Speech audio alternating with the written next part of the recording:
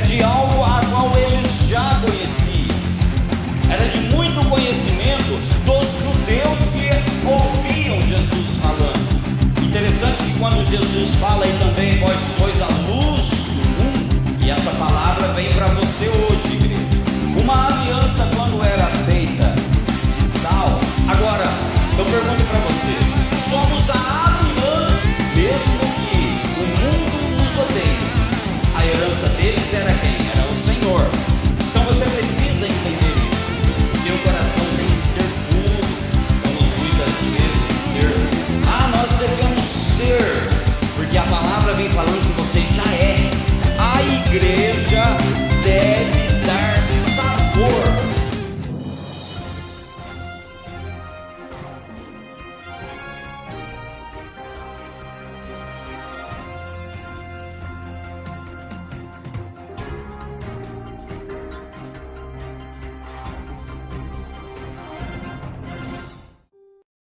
Mateus capítulo de número 5, versículo de número 13 ao 16, amém? Eu estava refletindo sobre essa passagem de hoje, pensando sobre o sal e a luz, a qual Jesus vem fazendo aqui uma comparação, a qual nós somos.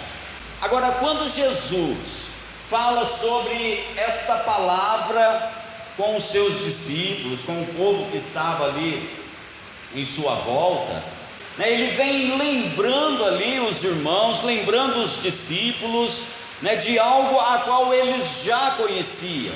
Então quando Jesus fala, olha, vós sois o sal da terra, vós sois a luz do mundo, não é algo que Jesus está inventando ali no momento, mas é algo que Jesus está trazendo ao conhecimento daquele povo para mostrar a vontade de Deus para com a vida deles, e é algo que o Espírito de Deus traz também ao teu coração, para mostrar para você aquilo que Deus espera da tua vida.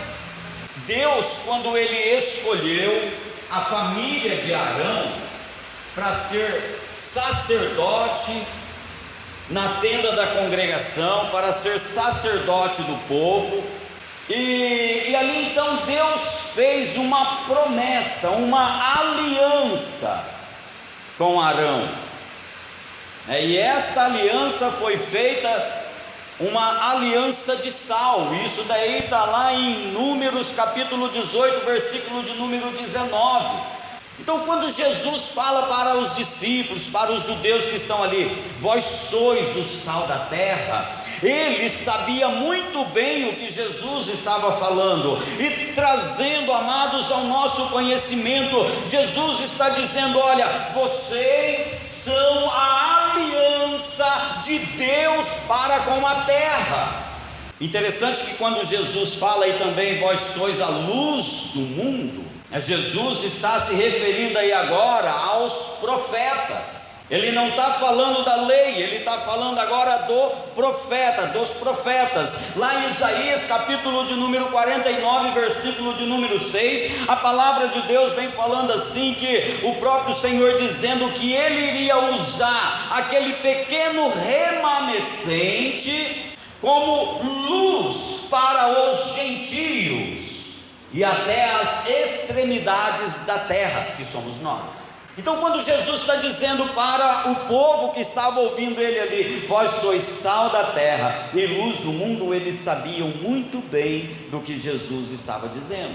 Uma aliança, quando era feita de sal, segundo a tradição judaica, era uma aliança perpétua. Então, quando Jesus está dizendo, vós sois o sal da terra, Ele está dizendo, olha, vocês são a aliança eterna de Deus aqui na terra para a salvação dos perdidos. Agora, eu pergunto para você, é fácil ser cristão nos dias de hoje? E por que não é fácil, irmãos? Porque a sociedade é inimiga de Deus. Agora, nós precisamos entender que em meio a esta dificuldade, eu e você somos a aliança de Deus para a salvação daqueles que são inimigos de Deus, quer você goste ou não. nós, como cristãos, como servos do Senhor, estamos em guerra com o mundo. A família de Arão aqui, amados, foi chamada por Deus para viver de uma maneira diferente. Tanto é que eles não tinham herança. A herança deles era quem? Era o Senhor. Você, qual é a tua herança hoje? É o Senhor. E nós devemos viver de uma maneira diferente, não como o mundo vive, não como as outras pessoas vivem. Você foi chamado para ser diferente. Se você olhar nas bem-aventuranças que Jesus vem falando, ele vem mostrando aí qual é a diferença que nós temos que fazer neste mundo. Olha o verso de número 3, que nós devemos ser o quê? Humildes. Nós devemos ser manso, aí no verso de número 5. Nós devemos ter fome e sede de justiça. Nós temos que ser diferente. E qual deve ser essa diferença, amados? Temos que ser um povo misericordioso. A misericórdia tem que estar na tua vida. Ser sal da terra é você ser diferente. Ser sal da terra, amados, é você ter aí um coração limpo, como diz o verso 8. Você tem que ser aí uma pessoa pacificadora. Você tem que promover paz e não contenda. Vamos muitas vezes ser perseguidos por amor do nome de Jesus.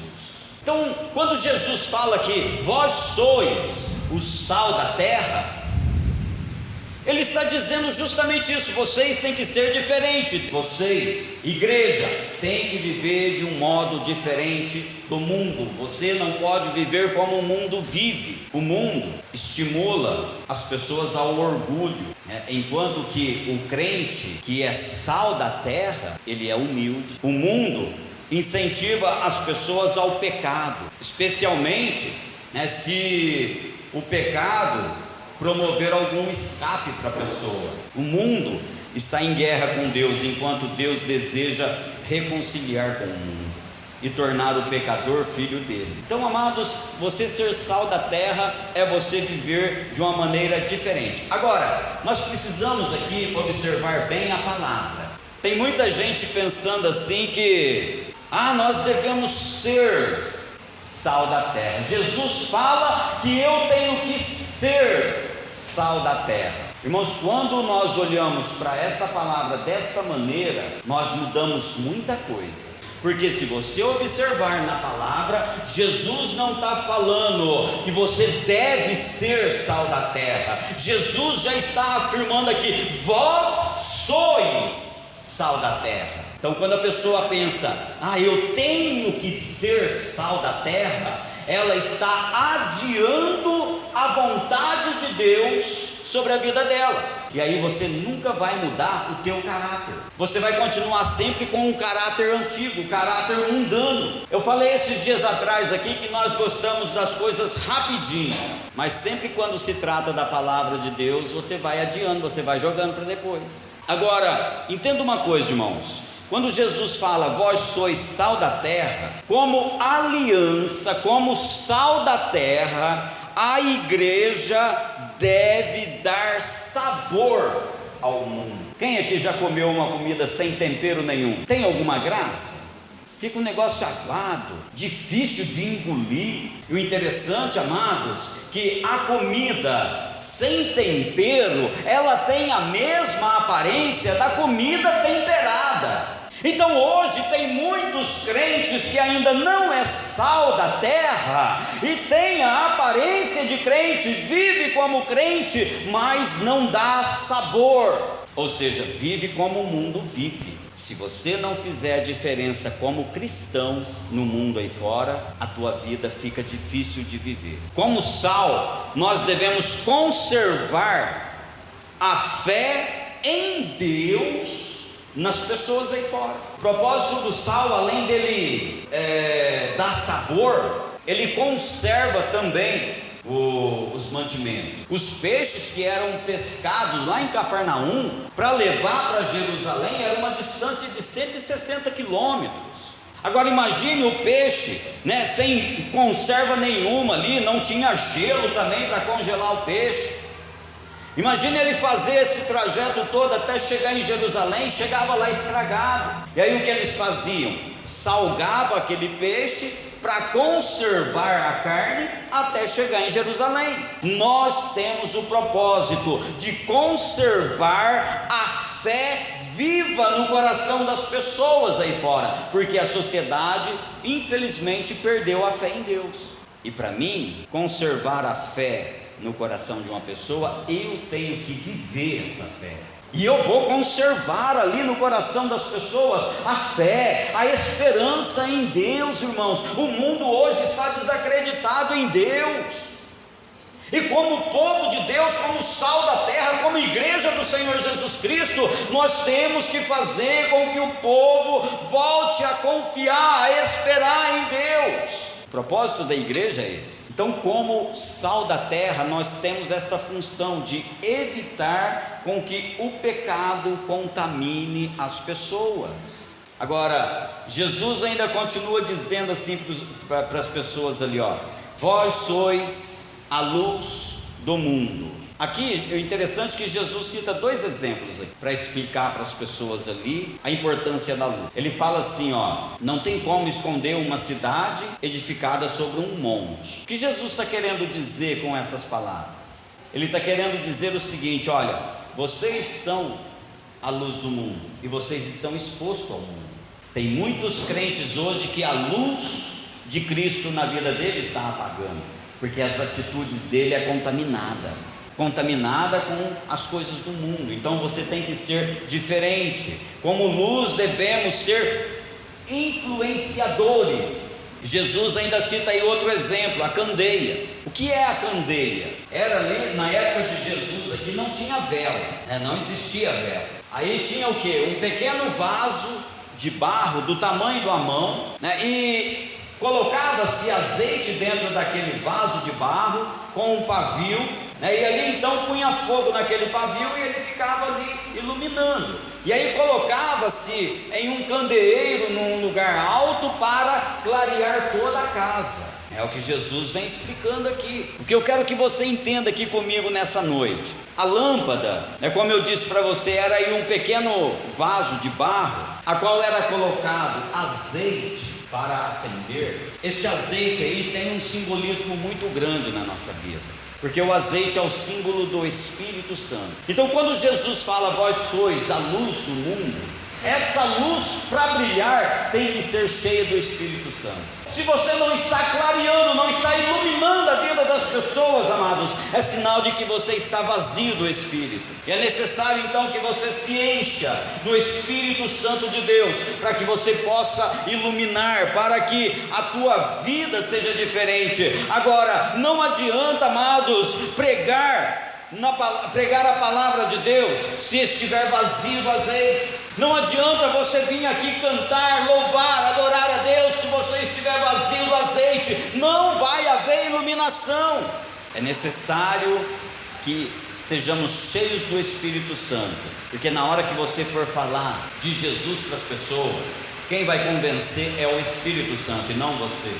Hoje as pessoas lutam com todas as forças para difamar o cristianismo, e você pode observar isso em tua volta. E isso daí, amados, inclui até mesmo aqueles que estão dentro da igreja, mas vivem causando escândalo, fazendo coisas erradas. A pessoa está dentro da igreja e lá fora ela dá escândalo, ela faz tudo errado. Isto é, ela está colaborando para que o evangelho, para o cristianismo seja difamado.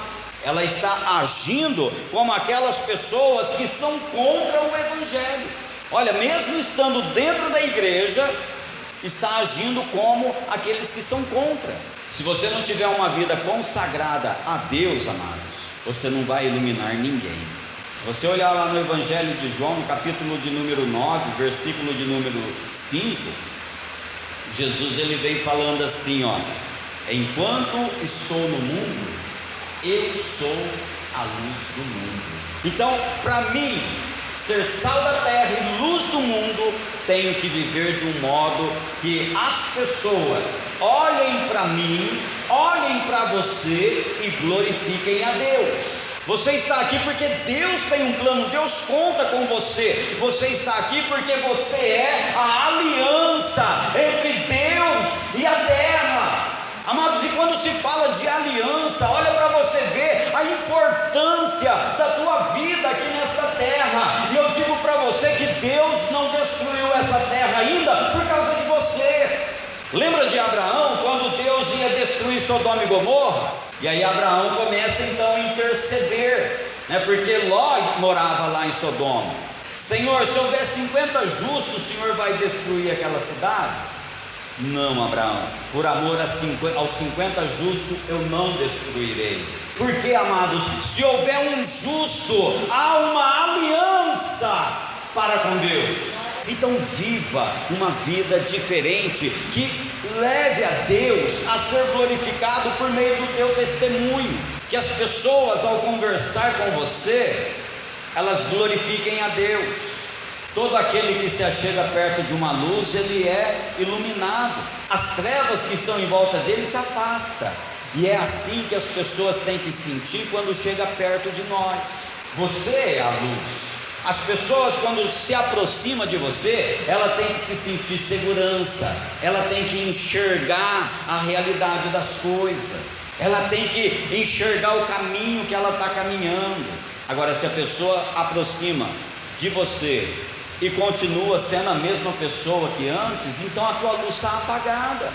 Ser sal e luz serve para mostrar ao mundo como um cristão deve ser. E nós precisamos mostrar isso para o mundo, como um cristão deve viver, como deve ser a vida de um cristão, porque aí as pessoas vão olhar pelo teu comportamento e vão dizer assim: eu quero ser igual a essa pessoa.